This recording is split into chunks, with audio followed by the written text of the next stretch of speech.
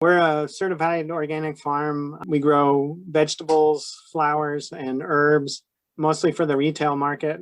So we do farmers markets primarily, some restaurant sales, and more, especially during the coronavirus, we're taking online orders for pickup here at our house.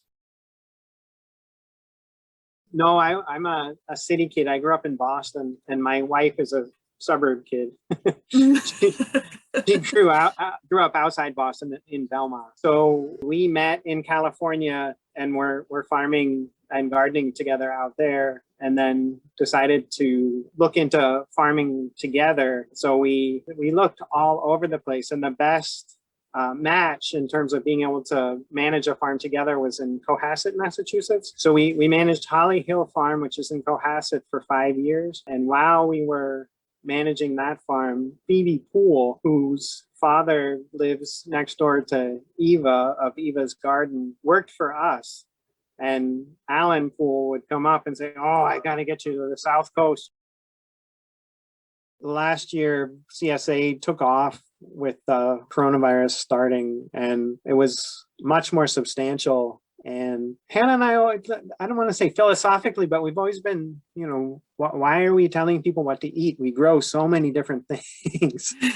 So the other thing that came out of last year was finally launching an online store and packing orders specifically. So we're structuring our CSA differently this year, and people can just order as much as they want, but if they pay in advance, they get a discount towards being able to use their credit at any of our locations during the course of the season. So they can walk into the Westport Farmers Market, they can order ahead for pickup here, order ahead for the Westport Market. The thought was, I cannot tell you what state the world is going to be in 3 months from now. When we figured offering the most flexible possible entry point would be the safest bet.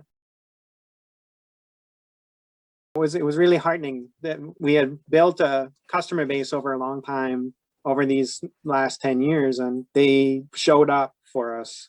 They really, really trust our judgment and how to market through the whole thing. So despite all the ulcers and everything else about losing market and stuff like that, we had our best year last year. So I think my hope is that if things do in fact go back to normal, that the commitment to supporting local farmers sticks around. I think for a lot of people, it was almost knee-jerk. It was like, I don't know what to do, but I do trust these people. So the hope is that, I'll be fine if sales levels go back to where they were before, but I didn't have to go as far. I didn't have to do as many farmers markets.